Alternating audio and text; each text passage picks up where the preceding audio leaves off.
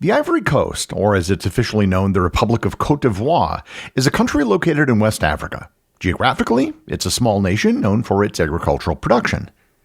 Despite its small size, the Ivory Coast is one of the most populous countries in West Africa, with a population of 31.5 million people and roughly 78 different languages that are spoken. Despite recent political upheaval, it's become one of the economic bright points in Africa.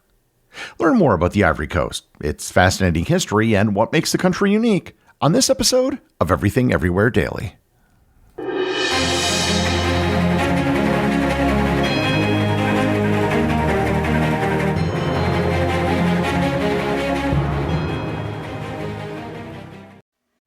This episode is sponsored by Quince.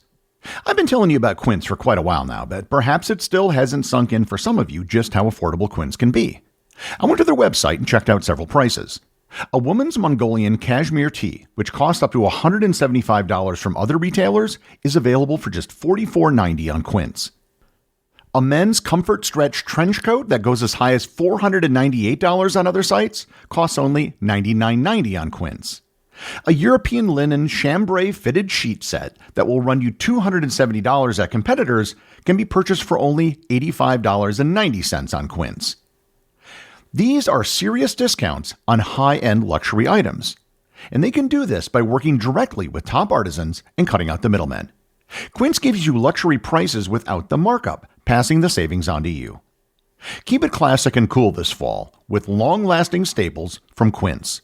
Go to quince.com/daily for free shipping on your order and 365-day returns. That's QUINCE.com/daily. Free shipping and 365-day returns. Quince.com/daily. This episode is sponsored by Fiji Water. You've probably heard of Fiji Water and have seen it in stores. Well, Fiji Water really is from the islands of Fiji.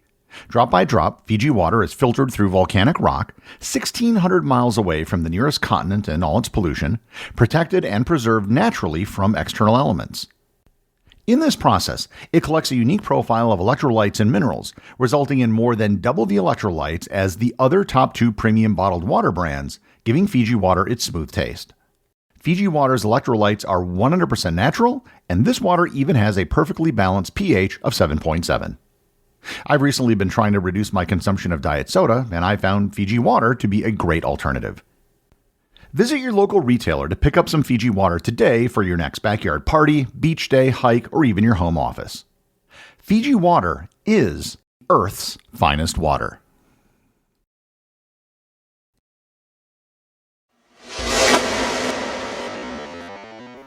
Any discussion of the Ivory Coast should start with its geography. The Ivory Coast is located in western sub-Saharan Africa. It's bordered by Guinea and Liberia to the west, Ghana in the east, Burkina Faso and Mali in the north, and the Atlantic Ocean in the south. The majority of the land is agricultural, with about 65% of the country being dedicated to farming. Its biggest crops are yams, cassava, and rice, with its biggest export being cacao, of which it is the world's largest producer. Despite the emphasis on agriculture, Côte d'Ivoire is the most biodiverse country in West Africa, with over 1,200 animal species and 4,700 different types of plants. The majority of the country is one large plateau, with its lowest point being in the south at sea level, and it's slowly rising to its highest point in the north at 1,752 meters, or about 5,750 feet. The southern part of the country is covered in tropical rainforest, transitioning into savanna in the center. Because of the large amount of rainforest, the Ivory Coast has a large timber industry. However, the country is considered to also have one of the fastest deforestation rates in the world. The earliest recorded history about the Ivory Coast comes from writings from North Africa, which conducted trade with the Romans about 2,000 years ago. However, information is very limited beyond the fact that this region existed. From what we do know, the Ivory Coast was part of the Trans-Saharan trade route, which helped make the region into both a commercial center and formed the Sudanic empires, which included both the Ghana Empire and the Mali Empire. Sudanic in this case refers to the Western Sudan, which should not be confused with the modern nation of Sudan. This is the region of West Africa, which is part of the Sahel. The modern-day Ivory Coast was influenced and part of the various Sudanic empires, which was a vehicle for neighboring states and religions to enter the country, specifically Islam. As time passed, the Sudanic empires started declining and new empires began to form. There's a lot I'm glossing over here that will be covered in future episodes on West African empires. In the early modern period before European colonization, the Ivory Coast was home to 5 different states. One of these was the Kong Empire. The Kong Empire was established in the 18th century by Sekou Ouattara and was mostly located in the northeast of the Ivory Coast and modern-day Burkina Faso, Ghana, and Mali. The empire was Islamic and it was considered to be a center for Islamic studies within West Africa. The empire itself was decentralized and weak, as its foundation was built on military alliances with most power based on trade and mercantilism. Another key nation was the Kingdom of Guiaman, which was also a major Islamic state. Guiaman held significant power over different regions within modern-day Côte d'Ivoire, as it was considered to be the crossroads between different linguistic areas. Guiaman helped foster diplomacy, trade, and cultural exchange between them. And because of this, the kingdom became a hub of Islamic learning, with people from all around West Africa moving to Guiaman to study. Another major kingdom was Baoulé, which had a more centralized power structure compared to the previous 2 states. The Baoulé people formed the state after fleeing what is modern-day Ghana. This kingdom still has major remnants within the Ivory Coast today and is one of the largest ethnic groups in the country. The first recorded voyage into West Africa by Europeans was in 1482 by the Portuguese. The French later developed a greater interest in the Ivory Coast in the 19th century, which began with French naval officers making deals with local kings and tribes for protection. The French established trading companies and sent out explorers and missionaries, allowing their sphere of influence over the region to grow, albeit rather slowly. But this presence led to more treaties being made with local tribes, which allowed the French to set up forts and trading posts in exchange for fees being paid to the local chiefs. The Franco-Prussian War of 1871 caused issues with French colonization. As the French had to defend the homeland from the Prussian threat, it led to most of their soldiers being recalled from West Africa, including those in the Ivory Coast. This left the territory in the hands of merchants who continued to try to establish more claims in the region. After the Franco-Prussian War, France returned to their ports in West Africa and accelerated their expeditions further inland. While doing this, the French made more treaties with tribes, furthering their influence in the region. By 1893, the Ivory Coast had formally become a French colony after the British officially recognized the area as being under French rule. The French named Captain Louis-Gustave Bagné as governor. As governor, he helped make territorial agreements with both Britain and Liberia, creating the modern-day eastern and western boundaries of the country.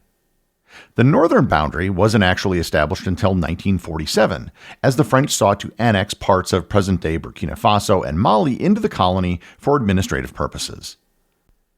The French wanted to use the colony for agriculture, and it quickly became a major producer of cacao, palm oil, and coffee. This brought many European settlers to the region, which was unique compared to the rest of West and Central Africa. Most of these settlers were bureaucrats, who also quickly became plantation owners and adopted a forced labor system.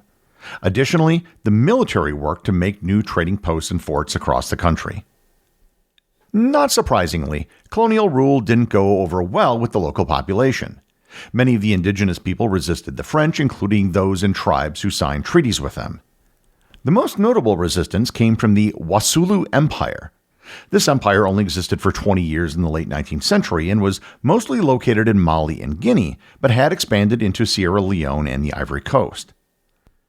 The empire posed a significant threat to the French due to its large army, which was equipped with firearms. Both the French and the Wassoulou engaged in fierce battles multiple times until the French ultimately came out on top. One of the major issues the native people of the region had with the French was a head tax that the French had placed on them. For the native people, the French were violating their earlier treaties, as they had initially been paying the native Ivorians for the territory, not taking money from them.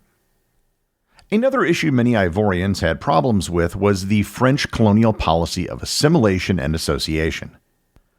Assimilation was implemented because the French considered their own culture superior, leading them to impose French laws, customs, and language on the colony. As for the policy of association, they aimed to affirm French superiority by enacting laws based on their position. With this, they allowed the people of the Ivory Coast to retain some of their own culture, provided it didn't harm French interests. This resulted in the majority of native Ivorians being classified as subjects of the French, not citizens of the French Republic. As subjects, they would have no political rights and would be forced into positions in mines, on plantations, doing public work, or serving in the military. A significant era of reform came for the Ivory Coast after World War II. As the Ivorians had remained loyal to France during the war, the people were rewarded. This led to governmental reforms, including the right to organize politically, the abolition of forced labor, and the granting of French citizenship to everyone in the country.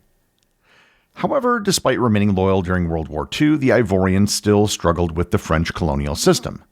Despite being granted more freedoms, the Ivorians were still discriminated against, and this led to greater calls for independence. The father of Ivorian independence is considered to be Félix Houphouët-Boigny. Houphouët-Boigny formed the country's first agricultural trade union. This union was for cacao farmers who were angry that the colony favored plantation owners rather than the workers. The movement gained significant popularity, propelling Houphouët-Boigny to prominence as he was elected to the French Parliament within the first year of the union's establishment. Houphouët-Boigny then used this connection to foster a relationship with the French government, and in return was appointed as a minister within the government. The French relationship with West Africa fundamentally changed in 1956 when the Overseas Reform Act was passed.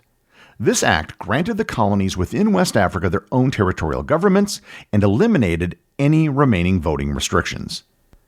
Ivorians used these new freedoms to hold an independence referendum. This passed, and the Ivorians drafted a new constitution and declared their independence from France on August 7, 1960. The first elected president was, not surprisingly, Félix Houphouët-Boigny. The Ivory Coast kept good relationships with the French and joined the greater French-speaking world. This helped them become an important ally and trade partner to their former colonizers. President Houphouët-Boigny worked to boost agricultural production by giving farmers better prices. This allowed the Ivory Coast to attract immigrants, further boosting production and to become a powerhouse within West Africa. 40% of the region's exports all came from the Ivory Coast. This led to the growth of important industries such as coffee and cacao, becoming one of the world's largest producers of coffee and the world's largest producer of cacao. This can be attributed to maintaining their relationship with the French, as many other former colonies forced Europeans out of their territory. The Ivorians did the opposite, welcoming Europeans in. The French community moving to the Ivory Coast was mostly managers, advisors, and teachers, and these expats helped contribute to the country's economic development. The economic rise of the Ivory Coast became known as the Ivorian Miracle, and the country had an annual growth rate of 10% for 20 years. However, Houphouët-Boigny's rule was not all sunshine and rainbows. During his presidential reign, the Ivory Coast was a one-party state, with the suppression of all other political parties. Nonetheless, he was still widely popular as the economy was doing well, and his vision for peace and education appealed to the masses. However, after decades in power, an economic recession in the 1980s combined with a drought led to massive civilian unrest. This was followed by Houphouët-Boigny's death in 1993, leading the country into a period of uncertainty. A new president was elected in 1993, Henri Konan Bédié. Bédié was coming into power with worker strikes and student protests, which forced a new multi-party government to be installed. Bédié attempted to tighten his power by imprisoning many of his political opponents. He also established an ethnic policy that worked to exclude people originally from foreign countries from the Ivory Coast. Bédié's policies caught up to him in 1999 when the military staged a coup. This forced him to flee to France and left the Ivory Coast up for grabs. The 2000 presidential election led to Laurent Gbagbo being elected. This election was marked with violent protests as the laws forbade non-citizens from running, and anyone of non-Ivorian ethnicity was no longer a citizen. This led to the First Ivorian Civil War. From 2002 to 2007, the war saw the government of the Ivory Coast, backed by France, fight against the Forces Nouvelles de Côte d'Ivoire, or the New Forces. The war started with an attempted coup by the New Forces. The coup failed, but the rebels did manage to take control over the northern part of the country, which mostly held a lower-class Muslim population. Throughout the war, there were many attempts to negotiate peace, which eventually resulted in the Ouagadougou Agreement of 2007. This deal made the rebel leader, Guillaume Soro, the prime minister, while keeping Gbagbo as president. However, the North still felt that many of its issues were unresolved. And this brings us to the Second Ivorian Civil War. This war was fought from 2010 to 2011 between President Gbagbo's central government and the new forces backed by his main political rival, Alassane Ouattara. This time, France backed the new forces and Ouattara. This was because the popular election within the Ivory Coast had said that Gbagbo had lost, but he was refusing to cede power. Though the war was short, there were brutal massacres committed by both sides, including one where 1,000 civilians were killed. The war ended when pro-Ouattara forces captured Gbagbo, placed him under arrest, leading to Ouattara being sworn in as president. Ouattara has maintained his position as president of the Ivory Coast to the present day. After the two civil wars, the country's been working on economic recovery and ethnic reintegration programs. And this has given the Ivory Coast one of the fastest growing economies in all of Africa, as well as a modicum of political stability. Despite the two civil wars, the Ivory Coast has arguably been better off than its neighbors since independence. This isn't to say that things are perfect, only that many countries in West Africa have had it much worse. The executive producer of Everything Everywhere Daily is Charles Daniel. The associate producers are Austin Oetken and Cameron Kieffer. Research and writing for this episode was provided by Olivia Ash. My big thanks go to everyone who supports the show over on Patreon. Your support helps make this podcast possible. And I also want to remind everyone about the community groups on Facebook and Discord. This is where everything happens that's outside of the show. As always, if you leave a review on any major podcast app or in the above community groups, you too can have it read on the show.